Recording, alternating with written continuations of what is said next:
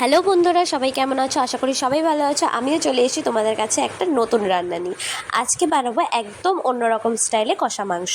উপকরণ হিসেবে পেঁয়াজ, টমেটো, আদা, রসুন, মিষ্টি দই, টক দই আমি নিয়ে নিয়েছি। এবার তোমরা ভাবছো যে চিকেন বানাবো তো মিষ্টি দই কেন নিয়েছি, ওটাই কিন্তু মেন টুইস্ট। চলো তাহলে দেখে নিই। প্রথমেই মশলা বানানোর জন্য পেঁয়াজ, আদা, রসুন আমি পেস্ট করে নেবো।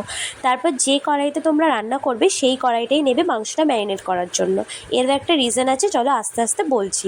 প্রথমেই মাংস আমি ধুয়ে জল ঝরিয়ে নিয়েছি। মাংসর মধ্যে আগে থেকে কুচি করে রাখা পেঁয়াজ, হলুদ গুঁড়ো, লঙ্কা গুঁড়ো, জিরে গুঁড়ো, তাতে সামান্য কাশ্মীরি রেড চিলি পাউডার যাতে রঙটা ভালো আসে, পরিমাণ মতন নুন, পরিমাণ মতন সাদা তেল, আর দিয়ে দেবো কুচি করে রাখা টমেটোগুলো।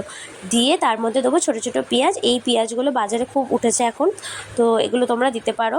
তারপর দেবো পরিমাণ মতন চিনি, আর যে মশলাটা পেস্ট করে রেখেছিলাম সেই মশলাটা দিয়ে দেবো।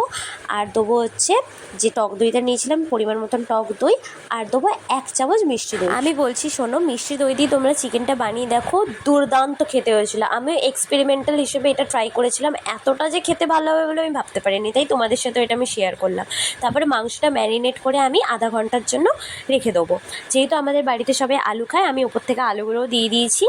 দিয়ে এবার গ্যাস জ্বালিয়ে কড়াটা বসিয়ে দেবো। ওপর থেকে শুধু গোটা গরম মশলাটা ছড়িয়ে দিয়ে ব্যাস ঢাকনা দিয়ে দেবো। মাংসতে আমি কোনো রকম জল অ্যাড করবো না, মাংস থেকে এমনিই জল বেরাবে। তারপরে এইভাবে আস্তে আস্তে আমরা প্রত্যেকবার একটু করে ঢাকনা দেবো, একটু করে নাড়বো, এরকমভাবে পুরো মাংসটাকে আমরা করব।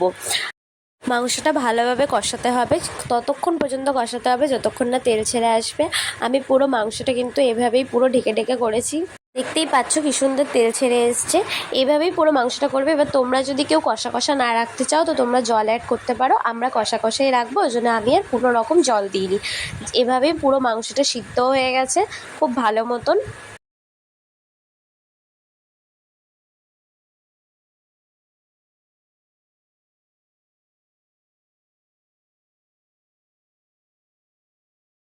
শেষে গরম মশলা দিয়ে নামিয়ে নেবো, ব্যাস রেডি হয়ে গেল আমাদের চিকেন কষা। ভিডিওটি ভালো লাগলে লাইক করবেন, চ্যানেলটি সাবস্ক্রাইব করতে ভুলবেন না। ফিরছি আবারও একটা নতুন রান্না নিয়ে, ততক্ষণের জন্য টাটা।